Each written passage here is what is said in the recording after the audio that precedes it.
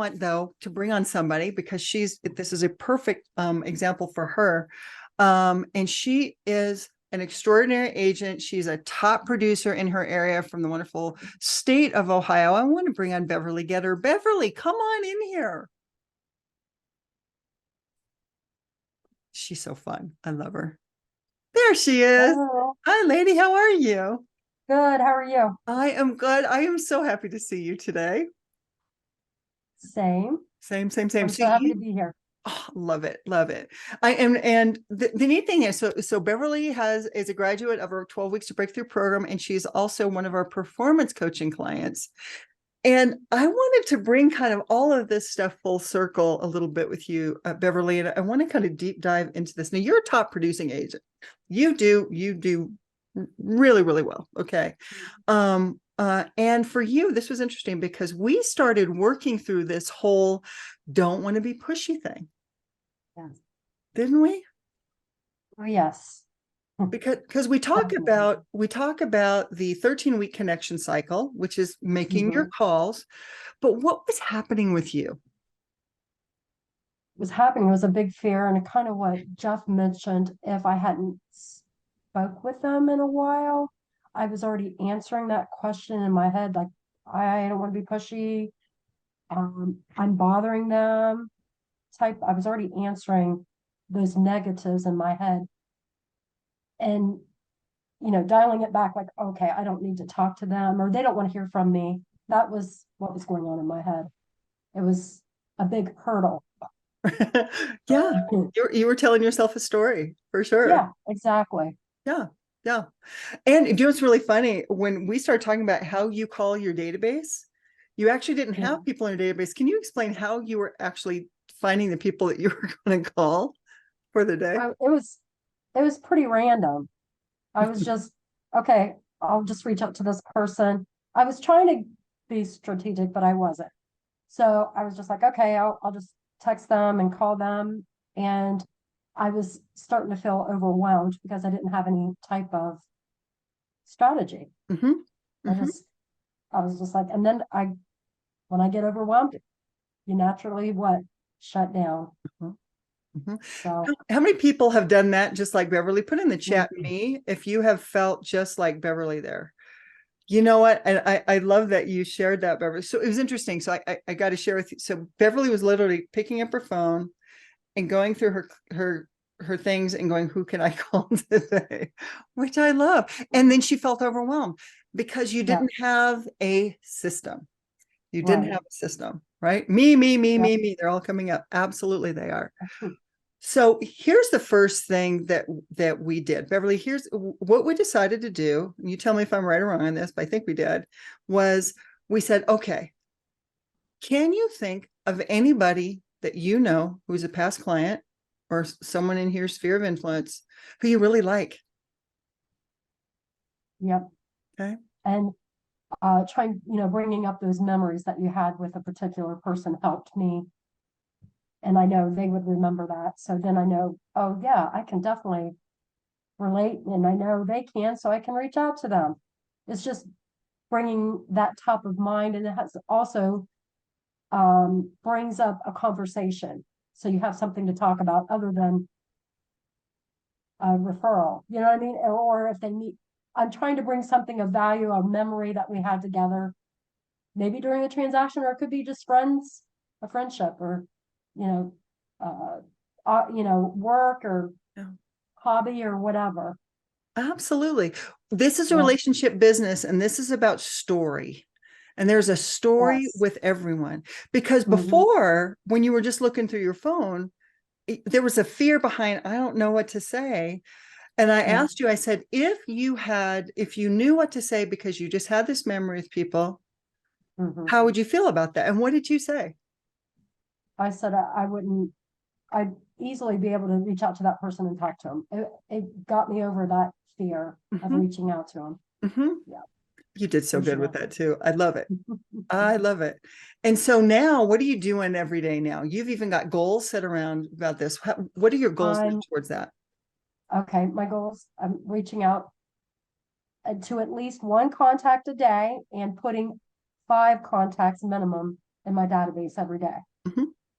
from my data, from my database or my phone and other places, putting them into my database Right. by the day. Yeah. Good. And now Yep. we're building a database. So here's the thing, guys, Yes. so Beverly didn't have a database. So when we say Mhm. database is a platform, but database is also the group of people. And you had a group of people, but they weren't in a place that was manageable, right?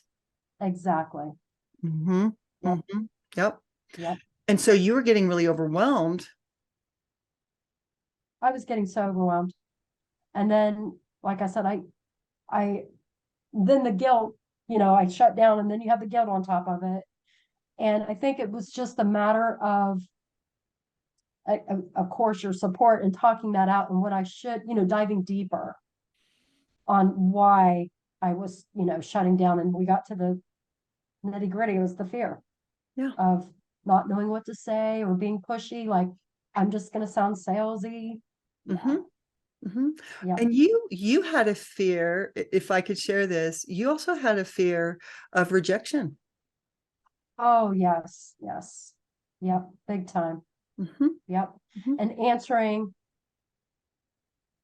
I'm already answering it for me in my head before even trying. Mm-hmm. Like, oh, yeah, this is what's going to happen. That's what they're thinking. Yeah. Yeah. The self-talk. It's Yes. incredible. It's Exactly. our brains are powerful stuff. I got Oh to my tell you, goodness. that's it. That's it. Yep. Um, so I want to talk about for a second. You and I had a really fun little exercise that we did because you were getting so overwhelmed with stuff and Hmm. especially time. Oh, What yes. did we do for you? Well, we made a point to make sure to check my calendar, time block, Mhm. time block, and to make sure that I check my calendar first thing every day. I always check my calendar now. Yeah. It's my boss.